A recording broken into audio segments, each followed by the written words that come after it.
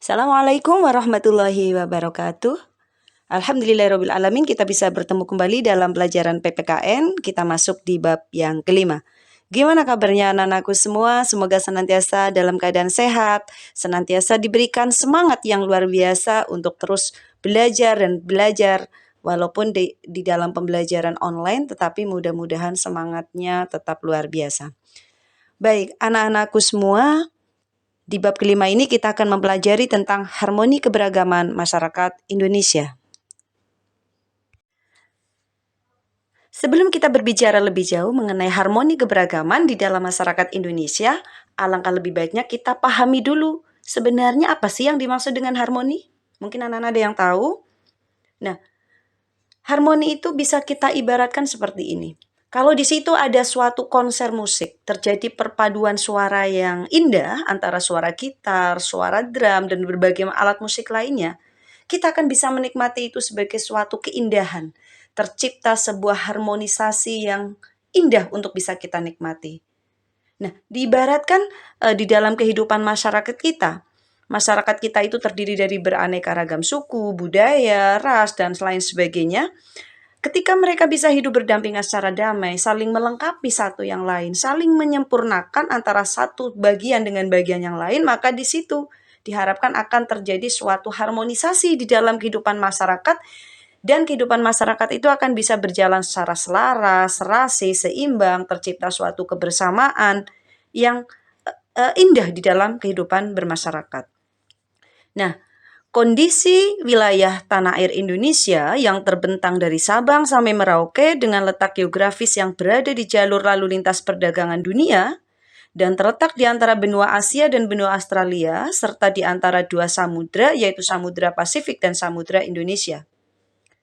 Ini disertai juga dengan keanekaragaman suku, budaya, agama, ras, antar golongan, dan lain-lain. Sebenarnya ini adalah merupakan sumber kekayaan bagi bangsa Indonesia yang perlu dilestarikan untuk dapat memperkuat keunggulan dan kejayaan bangsa Indonesia.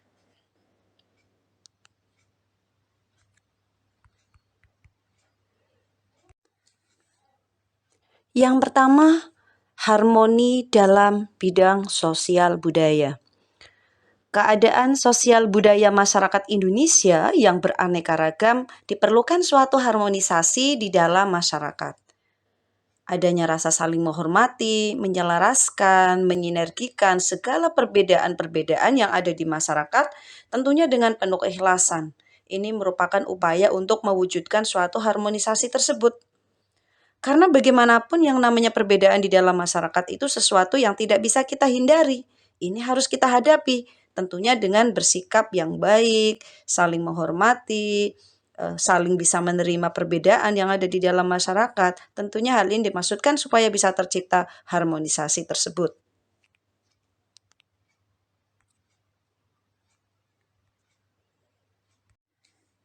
Kehidupan masyarakat Indonesia yang berasal dari latar belakang yang beragam suku, budaya, agama, tradisi, ras, dan lain-lain merupakan kodrat bagi bangsa Indonesia.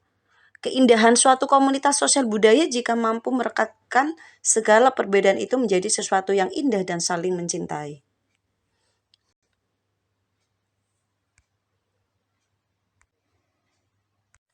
Selanjutnya yang kedua yaitu harmoni dalam keberagaman ekonomi.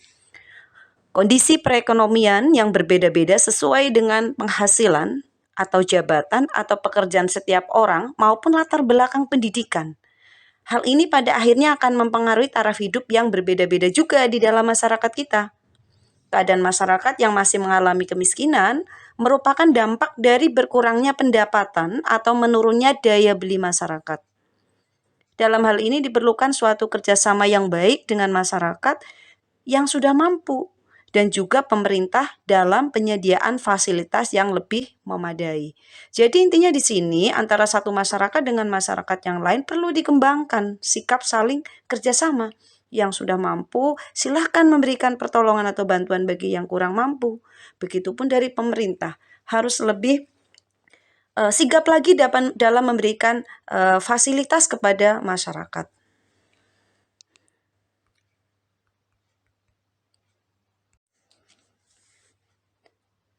Selanjutnya kita akan mempelajari tentang harmoni dalam keberagaman gender. Gender secara harfiah bisa kita artikan sebagai jenis kelamin. Gender ini merupakan sifat yang melekat pada laki-laki maupun perempuan. Gender ini menunjukkan pembagian peran, kedudukan, dan tugas antara laki-laki dan perempuan berdasarkan sifat yang dimiliki. Kesederajatan peran antara laki-laki dan perempuan dikenal dengan istilah kesetaraan gender. Tanpa membedakan jenis kelamin laki-laki maupun perempuan memperoleh kesempatan yang sama dalam berbagai bidang kehidupan.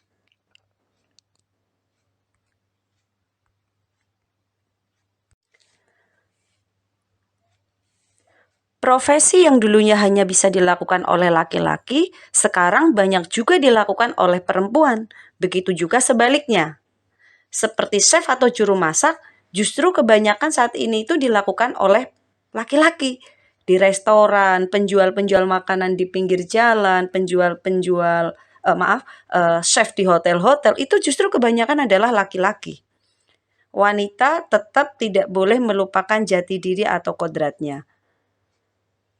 Jika tujuan dari kesetaraan gender ini tercapai, maka akan tercipta suatu harmoni dalam keberagaman gender. Maksudnya di sini bahwa wanita walaupun memiliki kesempatan pekerjaan yang boleh dibilang melebihi laki-laki, tetapi secara kodratnya tidak boleh dilupakan sebagai wanita. Yang dalam hal ini kalau di dalam kehidupan rumah tangga, wanita adalah makmumnya bagi laki-laki.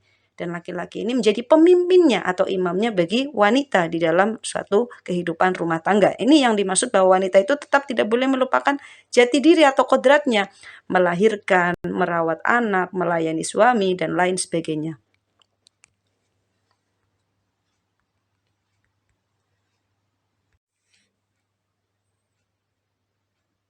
Nah, akibat keberagaman di dalam masyarakat ini tentu bisa menimbulkan suatu permasalahan yang mungkin akan muncul di dalam kehidupan masyarakat. Misalnya, masalah sosial itu muncul sebagai akibat dari perbedaan yang mencolok antara nilai-nilai yang ada di dalam masyarakat dengan realita atau kenyataan yang ada di dalam masyarakat. Sumber masalah sosial itu adalah proses sosial dan bencana alam. Ini umumnya yang terjadi.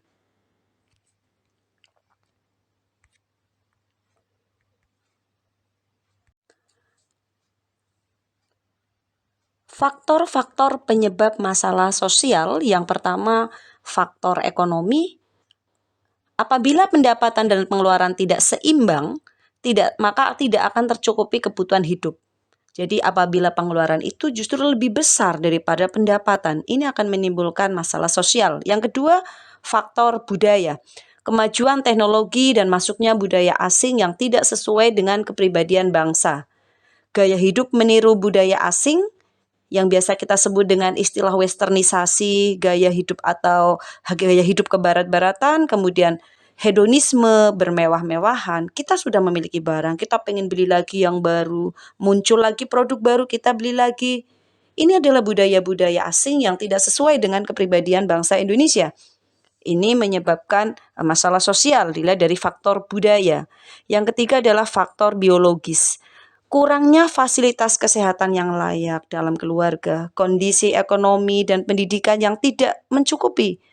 Ini akan berpengaruh juga terhadap masalah sosial. Yang keempat adalah faktor psikologis. Faktor psikologis yang lemah, beban hidup yang berat, ini akan terjadi suatu ketidakseimbangan di dalam jiwa manusia dan ini akan berakibat munculnya masalah sosial karena secara emosional kita tidak stabil.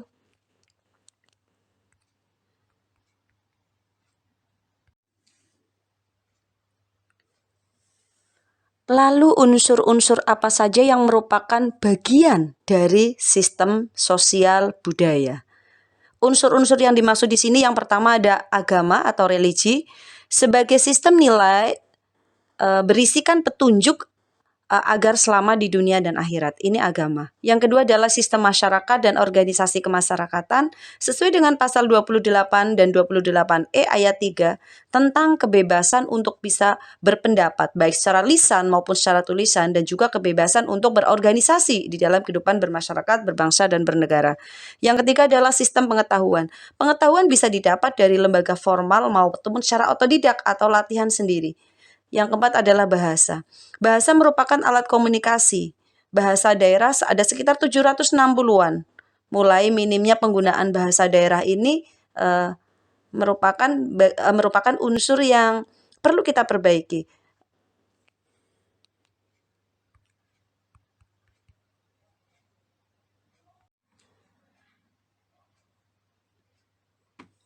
Yang ketujuh atau yang terakhir adalah kesenian. Seni adalah ekspresi jiwa menurut Kamus Besar Bahasa Indonesia, kemampuan akal untuk menciptakan sesuatu. Seni rupa ini bisa lukis, patung, ukir, kemudian ada seni sastra, puisi, prosa, pertunjukan, tari, teater, musik, dan lain sebagainya. Ini adalah unsur kesenian. Bagaimana upaya penyelesaian masalah dalam keberagaman masyarakat Indonesia? Yang pertama kalau kita lihat dari sisi sosial budaya, yaitu yang pertama yang bisa kita lakukan adalah meningkatkan kualitas kesehatan kita. Yang kedua adalah meningkatkan kesejahteraan sosial, yang ketiga adalah terpeliharanya kerukunan hidup, yang keempat mengembangkan iklim yang kondusif, yang kelima adalah melindungi segenap generasi muda dari bahaya destruktif seperti narkoba, obat-obatan terlarang, dan berbagai perbuatan-perbuatan yang tidak sesuai dengan kepribadian bangsa Indonesia.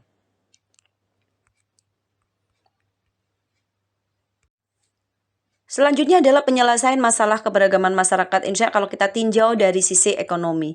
Apa saja yang bisa kita lakukan? Yang pertama adalah perlu dikembangkan persaingan yang sehat dan adil. Yang kedua adalah menghindari terjadinya monopoli pasar yang merugikan masyarakat. Yang ketiga meningkatkan daya saing global. Yang keempat adalah pemberdayaan pengusaha kecil, menengah, dan koperasi.